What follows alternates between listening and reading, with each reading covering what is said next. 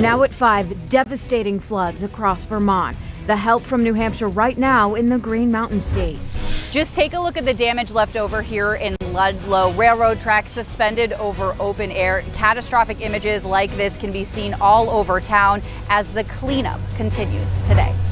We're in Winchester, where despite the town's best efforts to protect the dam, that water was just too powerful. How this all affects summer recreation.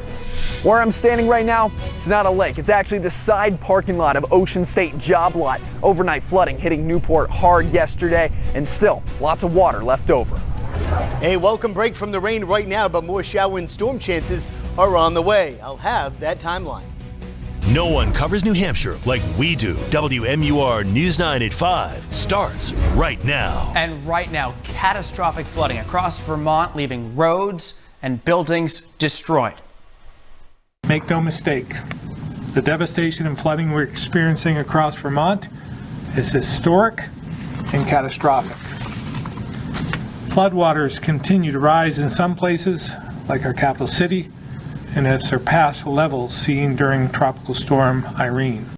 Crews from New Hampshire helping rescue people from their flooded homes. These are pictures of the Souhegan Swiftwater Rescue Team in the Montpelier area overnight and this morning. Meanwhile, here in New Hampshire, Governor Chris Sununu touring the damage we've been seeing from the flash flooding in western parts of the state.